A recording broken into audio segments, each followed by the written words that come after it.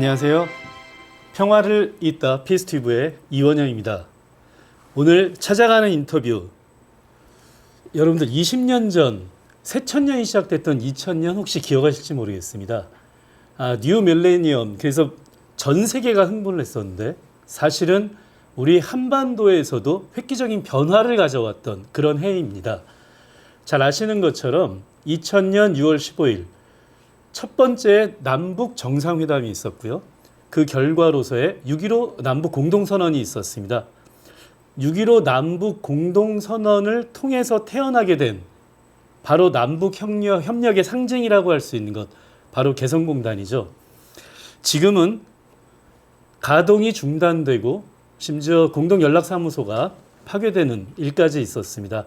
어찌 보면은 남북 협력의 상징이었던 것이 폐허처럼 돼버린 것이 지금 현재의 남북관계 현주소를 보여주고 있는 것이 아닌가, 이런 생각이 듭니다. 그래서 오늘 저희가 찾아온 곳, 바로 이곳은 개성공업지구 지원재단이라고 하는 곳입니다. 개성공업지구 지원재단의 김진향 이사장님, 오늘 찾아가는 인터뷰에 손님으로 모셨습니다. 안녕하세요. 반갑습니다. 시청자분들께 인사 좀 부탁드리겠습니다. 안녕하세요. 반갑습니다. 개성공업지구 지원재단 이사장 김진향입니다. 저는 예전에는 직접 개성에서 4년간 직접 체류하면서 공단 업무를 봤었고요. 원래는 북한 통일문제증원 학자입니다. 청와대에서 남북관계를 오랫동안 다뤘었고요. 지금은 이 통일부 산하의 준공공기관인 개성공업지구 지원재단의 이사장으로서, 내지는 개성단 현지에서는 개성단 관리위원장으로서 역할을 수행하고 있습니다. 초대해 주셔서 진심으로 고맙습니다. 반갑습니다. 예, 반갑습니다. 특별히 오늘 이사장님 직접 그 소개로 말씀도 해주셨는데요. 저희가 모신 이사장님은 학자이면서 남북 관계의 현장 전문가, 이렇게 볼 수도 있겠습니다.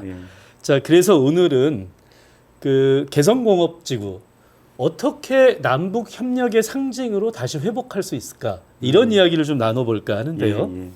먼저 일반 시청자분들은 좀 생소할지도 모르겠습니다. 맞습니다. 개성공업지구 지원재단. 자, 여기가 어떤 일을 하는 곳인지 먼저 소개 좀 부탁드리겠습니다. 개성공업지구 지원재단은 한마디로 우리 통일부 산하의 준공공기관이라고 보시면 되겠습니다. 주로 하는 역할은 남과 북의 경제협력의 상징적인 장소였던 개성공단, 휴전선 넘어 개성 땅에 2천만 평을 만들기로 했습니다. 그 개성공단 전체 관리 운영의 남측 책임기관입니다. 개성공단은 남과 북이 같이 공동 운영하는데 그 관리위원회를 남측이 구성하도록 북측이 양보를 했습니다. 그래서 우리 개성공업지구 지원재단은 모든 직원들이 개성공단 관리위원회에 파견 나가서 관리위원회 역할을 하는데, 이 재단과 관리위원회는 결국 개성공단 관리 운영의 실질적인 책임기관이다라고 보시면 되겠습니다. 예. 자, 그러면 많은 분들이 개성공단 정식 명칭이 개성공업지구. 네, 개성공업지구가 그렇죠? 정식 명칭입니다. 이 개성공업지구의 가치가 좀 안타까운 것이, 이제는 벌써 이 가동이 중단된 지가 몇 년이 되다 보니까 이 개성공업지구가 갖는 가치를 조금씩 잊어버리고 있는 것이 아닌가, 이런 생각이 들기도 하는데요. 개성공업지구가 갖고 있는 가치라고 하는 것을 좀 다양한 각도에서 한번 보자면 어떻게 볼 수 있을까요? 그냥 우리 사회의 보편적인 합의된 단어는 개성공단이죠. 편안하게 이야기를 해보겠습니다. 개성공단은 어떠한 가치를 가지는 곳인가? 제가 가장 많이 하고 싶은 이야기예요. 왜 그러느냐? 너무 모르거든요. 분단 체제가 남북관계를 구조적으로 늘 왜곡하고 오도하는 그런 속성이 있는데, 연장선에서 개성공단에 대해서도 너무 모른다, 내지는 많이 잘못 왜곡되게 알고 있는 측면이 진짜 많습니다.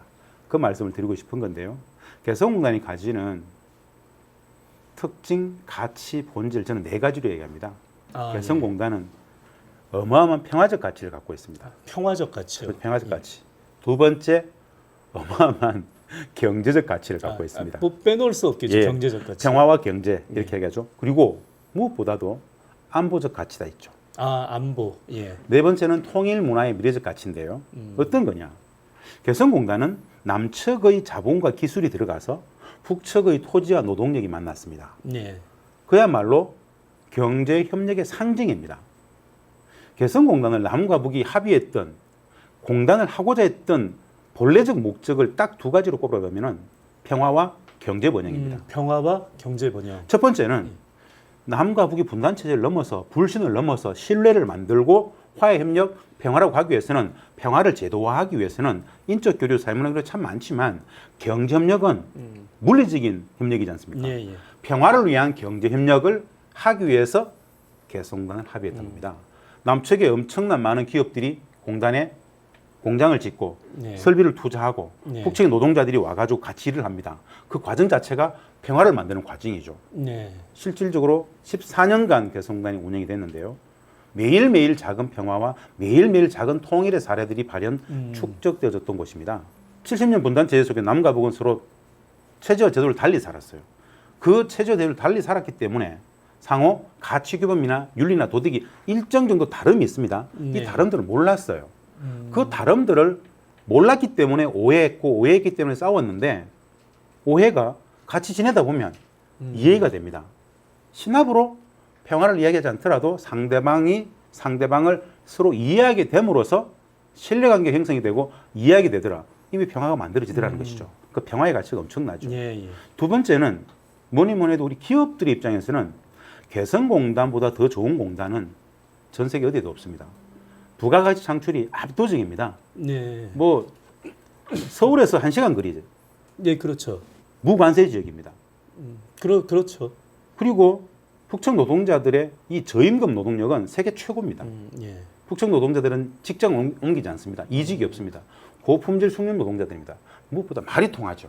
그렇죠. 물류가 1시간밖에 안 걸린다. 말이 통한다. 여하간에 우리 입주 기업들, 제조업 기업들 입장에서는 중국에도 가보고 베트남도 가보고 동남아 다 가봤는데 개성공단하고 비교할 수 있는 공단은 전 세계 어디에도 없습니다라는 게 예, 예. 기업들의 일관된 평가였죠. 돈이 엄청나게 걸린단 말입니다. 예. 평화도, 경제 번영도. 근데 세 번째는 안보예요. 예. 남북의 노동자들이 6만 명이 개성공단에서 같이 생활합니다. 매일같이 6만 명이 함께 생활하고 있어요.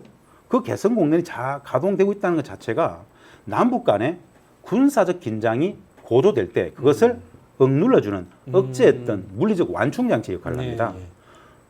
우발적 충돌이 있을 수 있거든요. 예. 어쩔 수 없이. 우발적 충돌이 있었다 하더라도 이것이 2차, 3차로 확산되지 않도록 잡아줄 수 있었던 완충장치, 억제장치 역할을 개성공단이 했다라는 것이고요. 뭐니 해도 네 번째 가장 큰 가치는 저는 개인적으로 평화도, 경제도, 안보도 있지만은 통일 문화의 미래적 가치를 담보했다고 저는 늘 주장합니다. 어떤 거냐? 평화의 연장선에서 남과 북은 한 번도 같이 살아보지 못했었어요. 근데 개성공단에서 6만의 노동자들이 14년간 같이 생활해 왔습니다. 그렇죠. 개성공단을 딱 보고 있으면은 남과 북이 70년 분단 체제를 넘어서 화해하고 협력하고 통일로 가는 과정이 개성공단 방식을 따라가겠구나 하는 것을 다 우린 볼 수 있었습니다. 예. 통일 문화를 이미 그곳에서는 14년간 만들었다라는 것이죠. 이런 가치, 사실 이 가치를 평화적 가치, 경제적 가치, 안보적 가치, 통일 문화의 미래적 가치들을 우리 국민들이 일상적으로 언론을 통해서 들어본 적은 거의 없습니다. 네. 오히려 매우 네거티브하게 부정적으로 생각하는데 분단 체제가 적지 않게 불편한 진실들, 거짓들, 저 개성단에 대한 거짓들 많이 양산했죠. 그 본질만 제대로 안다라면은 공단은 다시 열릴 것이다라고 제대로 보고 있습니다. 자, 지금 말씀을 듣다 보니까요. 뭐 말하자면 학문적으로 정리하자면 기능주의적 통일에 실험을 했던 14년간 남과 북이 하나의 공간에 부대끼면서 실험했던 그곳이 바로 개성공단이다. 이렇게 뭐 좀 이해할 수도 있을 것 같네요. 실험, 누군가는 실험이라고 했지만 저희들한테는 삶이었습니다. 예. 그곳 자체가 작은 평화의 그 자체가 통일이었겠네요. 평화와 통일의 장이었어요. 예, 예. 안 해보신 분들은 최초에는 실험이었어요. 예. 14년간 해봤어요. 예, 14년간 실험하지는 않거든요. 쭉 갔었으면 개성단은 원래 남과 북이 2천만 평을 약속했었죠. 예, 구두 합의로는 1억 평까지 확장하자고 합의했었습니다. 예. 문서로는 2천만 평이지만 예. 구두로는 4천 평, 1억 평까지 가져간다. 남과 북의 실질적인 통일 평화의 상징으로서 이름은 개성공단이지만 예, 예. 개성공업지구를 합의했던 게 그 본래적 취지였습니다. 그러니까 지금 이사장님 말씀을 듣다 보니까 그러면 이것이 잘 추진이 됐다면 네. 2천만 평이라고 하는 남과 북의 작은 평화와 통일의 공간이 바로 맞죠. 접경지대에 만들어지는 거네요. 바로 그거였습니다. 예. 무슨 뜻이냐면요. 휴전선에서 북측으로 불과 5km, 예. 비무장지대 DMZ로부터 불과 5km에 2천만 평을 북측은 거의 공짜로 내놨습니다. 예, 예. 거의 공짜로 내놨어요. 남측의 기업들이 많이 들어오면 남과 북이 이렇게 이야기했습니다. 남북의 경협이 고도화되어 버리면 남측의 기업들이 북측에 1,000개, 5,000개, 10,000개가 되어버리면 예, 예. 남북은 구조적으로 전쟁을 하지 못한다. 이게 바로 개성공단이 가지는 가치였는데요. 예. 우리는 거기에 조응해서 개성공단에 조응해서 휴전선 남쪽, 파주나 이쪽 일대에 통일경협특구를 만들 생각이 있었습니다. 예, 예. 북측의 개성도 2천만 평, 남측의 통일특구 합쳐버리면 예. 이게 실질적인 한반도의 통일평화 시대를 상징하는 예. 어마어마한 도시가 되겠죠. 그렇죠. 그것을 염두에 두고 있었다라는 것. 그것이 이제 중도에 지금 좌절된 상황이다. 이렇게 보시면 되겠습니다. 예. 그 쭉 이렇게 아주 거대한 포부를 가지고 시작했다고 할 수도 있을지 모르겠습니다만 어쨌든 그렇게 추진이 됐었는데 많은 분들이 그런데 직접 가서 본 분들은 오히려 많지는 않을 텐데요. 네, 자, 맞아요. 그렇다면 이사장님이 이렇게 오랜 기간 남북 협력 사업을 해오시면서 이 남북 교류 협력이 정말로 한반도 평화, 남북 관계의 협력 이것에 정말 도움이 되는구나라고 그 느낄 수 있었던 어떤 구체적인 에피소드랄까 혹시 이런 게 있으셨을까요? 가장 확실한 방법입니다. 가장 좋은 방법이고 가장 빠른 방법이고 뭐 이론의 일리 없이 이 남북 실질적인 남북 협력, 경제 협력 이것이 예. 평화를 통일을 만드는 가장 확실한 방법입니다. 예. 자, 그 사례를 말씀드려보면 이런 겁니다. 분단 체제라는 것은 말입니다. 우리가 인식하든 인식하지 못하든 이 분단 체제가 유지되었던 가장 큰 이유는 여러 가지 이유가 있습니다만 남북 간의 상호 불신이라는 게 있습니다. 불신. 그렇죠. 예. 불신에 근거해서 적대, 대립, 반목, 질시, 혐오, 폄훼가 있습니다. 분단 체제는 일상적으로 불신을 조장합니다. 그게 구조적 특성이에요. 예, 예. 왜? 북은 적이라고 계속 가르쳐야 되니까. 근데 헌법적 가치에 평화 통일이 있어요. 예. 한 가족 한 동포였어요. 만나보면 불신은 사라집니다. 만나보면. 왜? 분단 체제는 적지 않게 남북 관계, 북한 통일 문제를 왜곡 오도했죠. 예. 분단 체제는 불편한 현실이 참 많습니다. 구조적으로 북을 무지하게 만들었고 체제적으로 왜곡했어요. 나쁜 놈으로 규정했단 말입니다.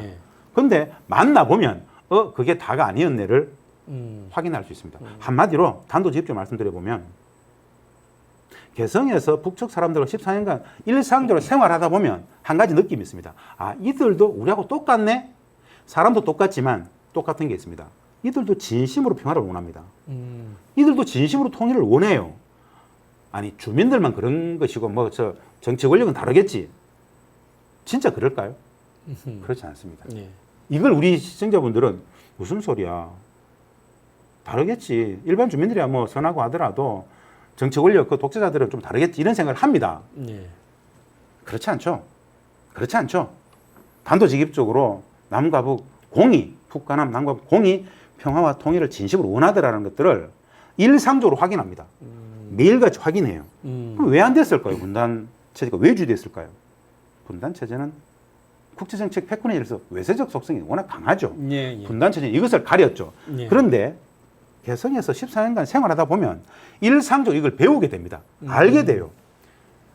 굉장히 다양한 이해들을 하게 됩니다. 이 과정 자체가 솔직하게 진짜 확고한 평화인식, 통일인식의 근저인 북에 대해서 기본 이해들이 높아져 버려요. 북도 원하는구나. 이걸 알게 된다는 건 하나가 있고요. 진짜 큰 이해는 이런 겁니다. 호시탐탐 적화약을 노리는 북한이라고 늘 배웠지 않습니까? 예, 예. 사회주의 경제, 집단주의 체제, 뭐 전체주의 이렇게 배웠는데 그게 다가 아니더라는 것이죠. 사회주의 경제는 자본주의 경제가 좀 다르구나. 우리가 개인주의 사회일 때 그들은 고도의 공동체성 사회 속의 집단주의구나. 전체주의하고 집단주의는 다른 거구나. 북측 사람들의 생활 윤리나 도덕, 가치 규범, 사고방식, 일정 정도 우리하고 좀 다르고 어마어마하게 우리하고 거의 비슷한 그 북측 사람들의 윤리, 도덕, 가치 규범들을 알게 되고 배우는 과정 속에서 북도 남측 사람들을 알게 되고 배우는 과정 속에서 물리적으로 알게 됨으로써 분단이라는 것이 진짜 어처구니없는 것이었구나. 늘 이상한 소리를 들었는데 그 모두 대부분 적지 않은 허구였구나라는 것들을 공단에서 직접 생활해 본 사람들은 대부분 느낌이 있어요. 아, 분단은 거짓 덩어리였구나. 근데 그것이 결국 개성공단을 통해서 평화를 만들고 싶지 않습니까? 이런 공단을 2개, 3개 만들고 싶었던 게 남북이었는데 결국 당시 2000년 6.15 공동선의 합의였는데 이후 그 노력들이 대부분 다 좌절되어 가죠.